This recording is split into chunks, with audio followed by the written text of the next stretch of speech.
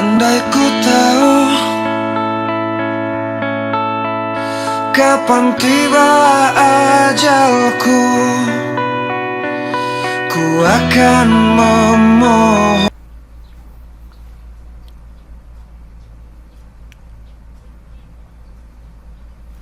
Assalamualaikum warahmatullahi wabarakatuh. Salam sejahtera untuk kita semua. Selamat berjumpa kembali dengan saya Dr. Andes Ferial MPDT dalam E-Guru Akademi kita ke-11, implementasi kurikulum merdeka dalam alur kerja guru terintegrasi PMM pada periode September. Kita masuk hari keduanya adalah praktik kinerja keteraturan suasana kelas. Baiklah Bapak Ibu guru hebat Nusantara, kita langsung mulai step by step pertemuan kita pada hari ini.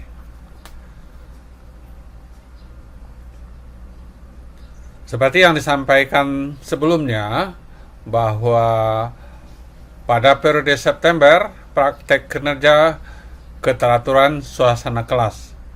Yang hari kedua ini bagaimana kita bisa mempraktekkan praktek kinerja keteraturan suasana kelas. Untuk deskripsi pelatihan kita, tujuan diklat kita itu masih sama pada minggu ini, di mana pada pertemuan kedua kita fokus praktek kinerja keteraturan suasana kelas.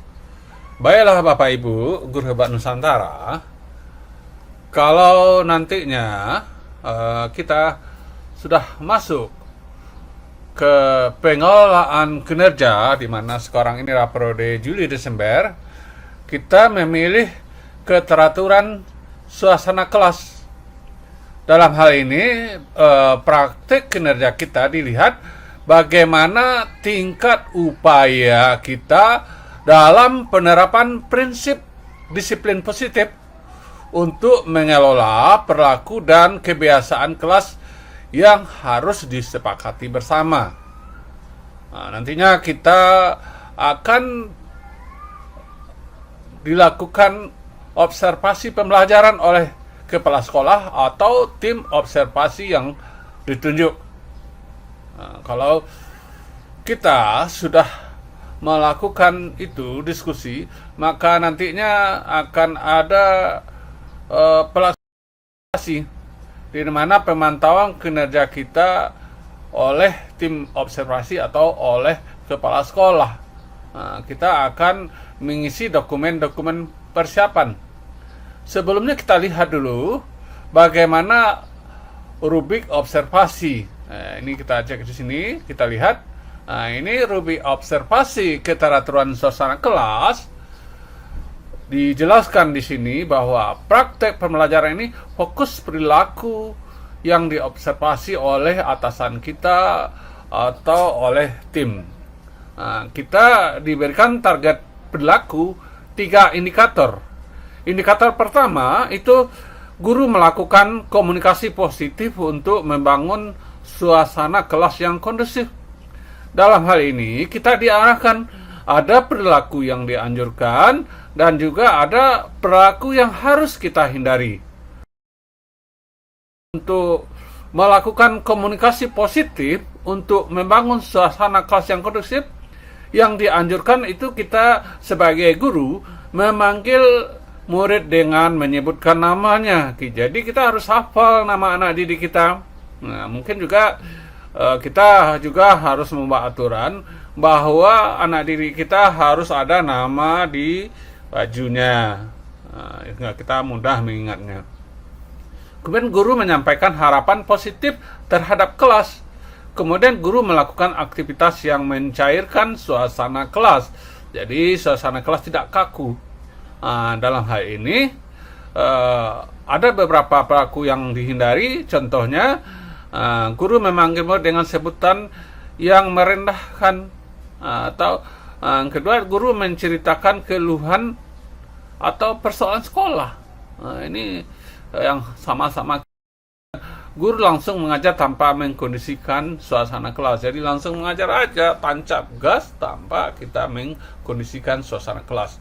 Begitu juga perilaku yang selanjutnya. Yang kedua, guru melakukan strategi pengelompokan untuk mengaktifkan keterlibatan peserta didik. Kemudian untuk perilaku yang dianjurkan atau perilaku yang dihindari, nanti Bapak Ibu bisa mempelajari secara detail di lembaran informasi handout kita. Kemudian yang ketiga, guru membuat dan mengingatkan keteraturan kesempatan kelas. Bapak Ibu, ini ada rubrik observasi yang harus kita perhatikan dan kita pelajari dengan seksama.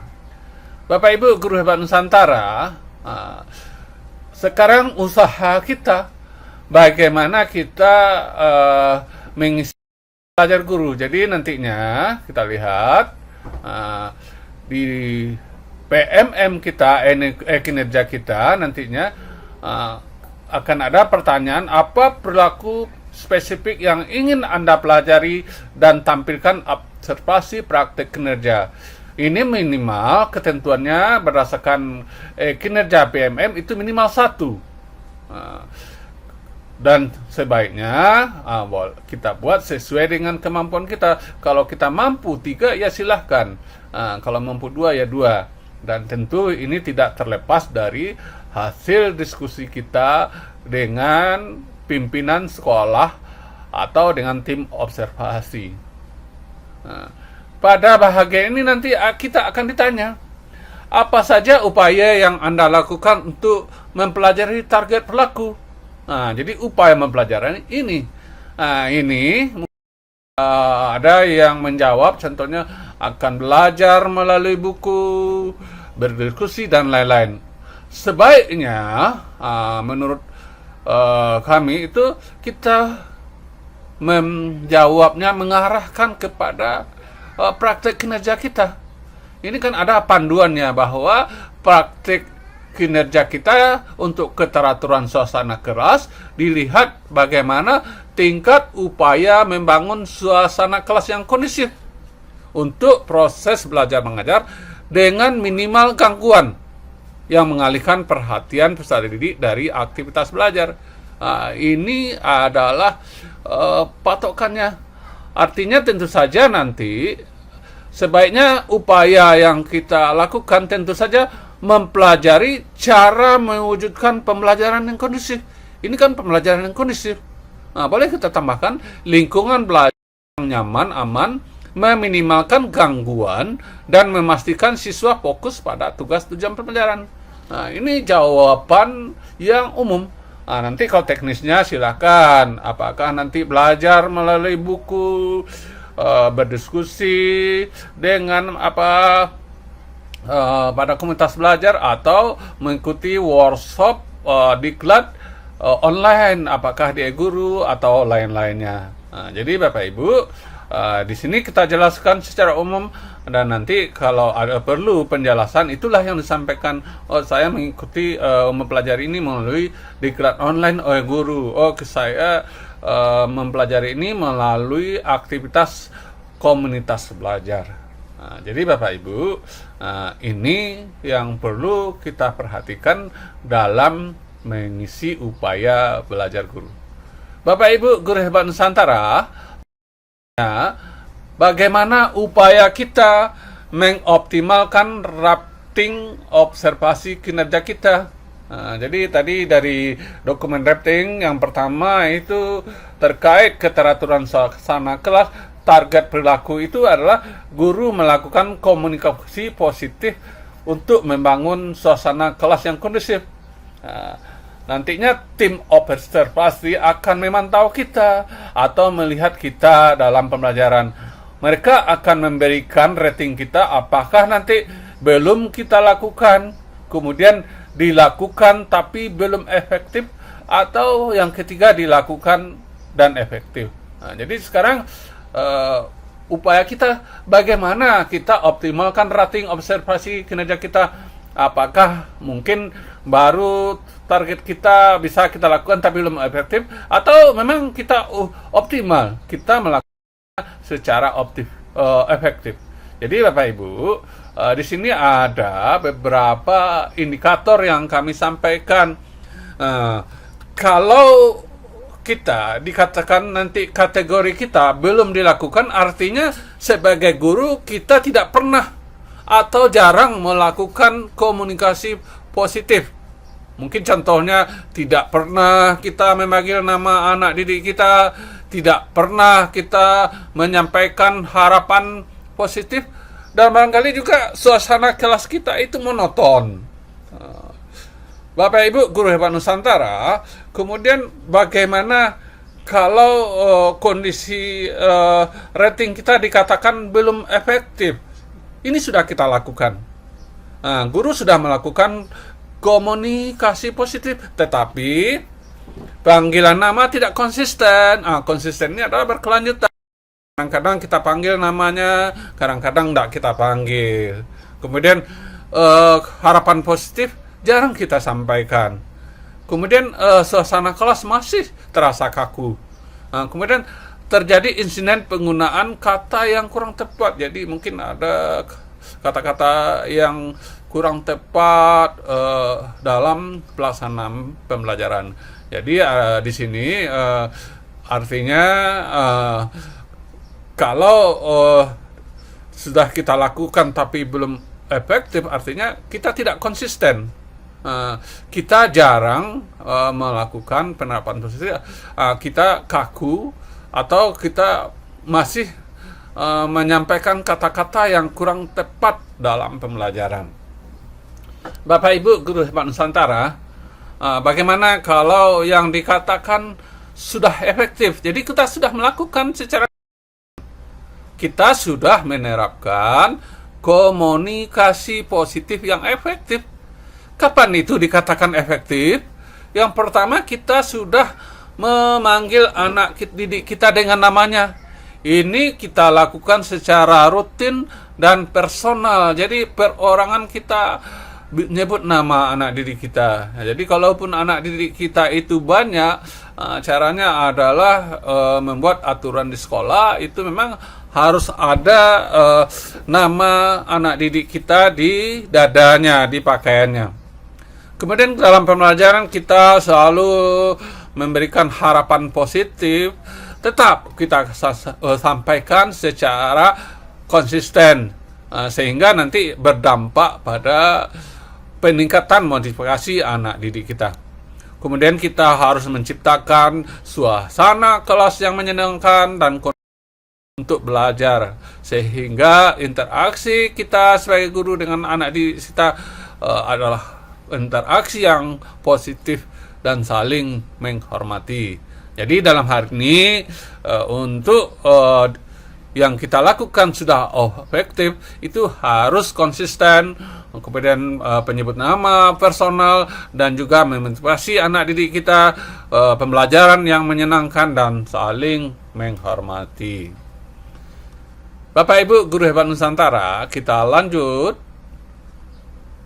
Yang kedua, bagaimana kita mengoptimalkan rating observasi yang indikator kedua, di mana guru melakukan strategi pengelompokan untuk mengaktifkan keterlibatan murid. Jadi nantinya kita dalam pembelajaran dilihat apakah sudah kita lakukan atau belum kita lakukan, mungkin ya, atau kita sudah melakukan tapi belum efektif, atau kita sudah melakukan dengan efektif. Bapak Ibu guru hebat Nusantara, kalau kita belum melakukan itu memang tidak pernah kita lakukan atau jarang kita menggunakan strategi pengelompokan. Nah, ini pembelajaran berkelompok itu artinya kita membuat pembelajaran kooperatif. Nah, jadi di sini tidak ada pengelompokan dan kita melakukan pembelajaran hanya secara individual. Kemudian yang kedua, kapan kalau strategi kita itu sudah kita lakukan tetapi belum efektif? Artinya di sini kita sudah menggunakan strategi pengelompokan, tetapi tujuan kelompok tidak kita sampaikan dengan jelas. Kemudian peran anggota kelompok tidak kita definisikan dengan baik, tidak kita jelaskan dengan baik. Kemudian dalam pembelajaran, interaksi antara anak didik kita, peserta didik kita itu sangat kurang sekali atau sangat minim. Kemudian guru jarang terlibat dalam kegiatan kelompok. Kita membiarkan saja anak didik kita yang sudah kita bentuk kelompoknya. Jadi dalam hal ini artinya tidak jelasnya tujuan, kemudian peran masing-masing tidak jelas, dan rendahnya interaksi, dan guru di sini dikategorikan dalam kondisi pasif. Bapak Ibu guru hebat Nusantara, kapan strategi pengelompokan kita ini dikatakan sudah dilakukan dengan efektif? Dalam hal ini memang kita harus melakukan secara konsisten dan ini berkelanjutan, menggunakan strategi pengelompokan yang bervariasi dan efektif. Jadi harus kita lakukan variasinya dan harus efektif. Dalam hal ini kita harus menjelaskan tujuan kelompok secara jelas dan relevan. Kemudian kita juga mengarahkan bagaimana nanti anggota kelompok berperan dengan baik, adanya peran masing-masing. Kemudian dalam pembelajaran kelompok itu kita harus mengupayakan interaksi anak didik kita untuk belajar aktif dan produktif. Jadi tidak ada yang aktif hanya itu-itu saja, yang produktif hanya itu-itu saja, yang lainnya cuma melihat-lihat saja. Dalam hal ini peran kita di sini adalah bagaimana kita sebagai guru memberikan bimbingan yang tepat. Jadi artinya apa? Harus jelas tujuannya, harus jelas peran anggota kelompok, harus terwujud interaksi aktif, dan sebagai guru kita harus berperan aktif.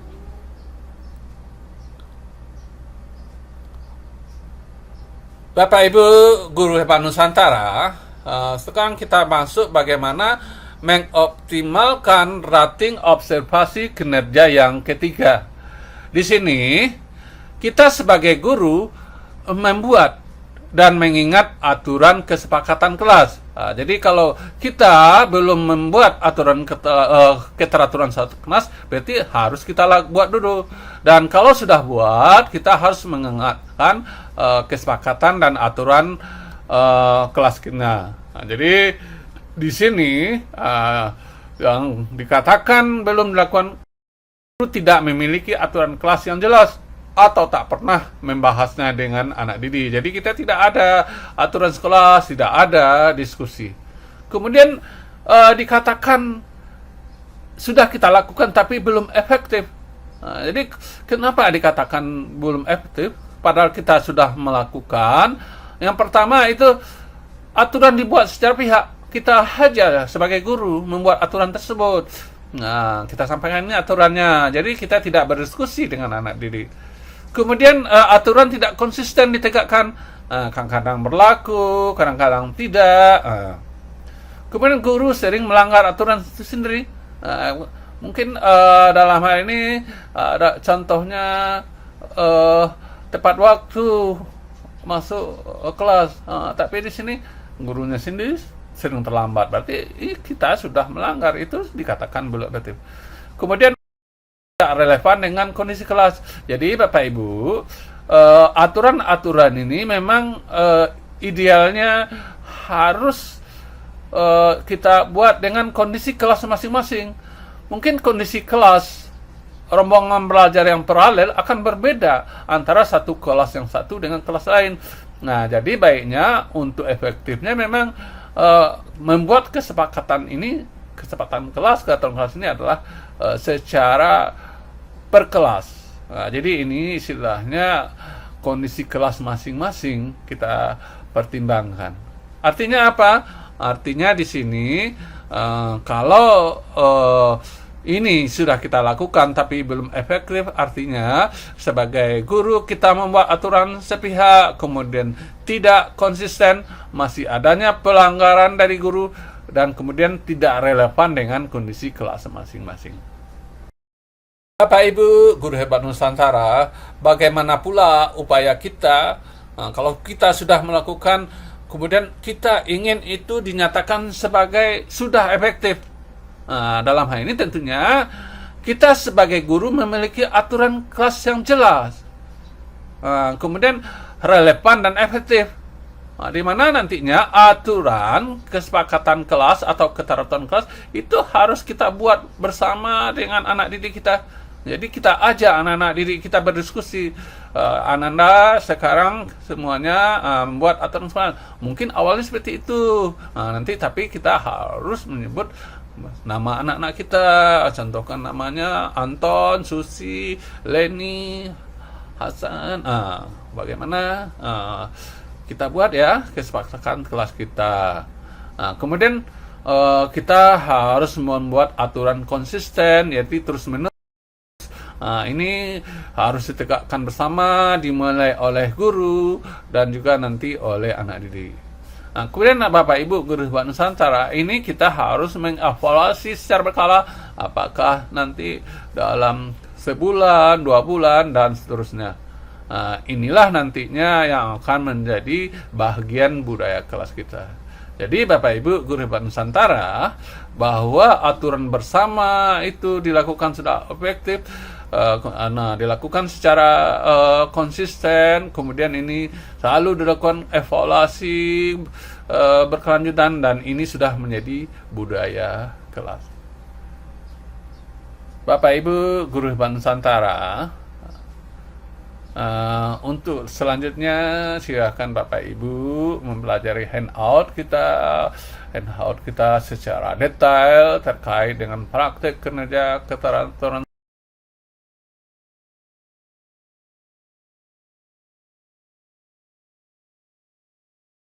suasana kelas. Bapak Ibu Guru Hebat Nusantara, setiap pertemuan kami selalu mengingatkan bahwa mari kita asah keterampilan kita berdiskusi, karena ibaratnya ilmu pengetahuan itu adalah seperti pisau, kalau tidak pernah diasah maka akan tumpul sehingga ilmu kita itu tidak bermanfaat. Baiklah Bapak Ibu Guru Hebat Nusantara, demikian saja. Terlebih terkurang mohon maaf. Mari kita berdiskusi di grup Telegram. Terima kasih atas kebersamaan kita. Wassalamualaikum warahmatullahi wabarakatuh.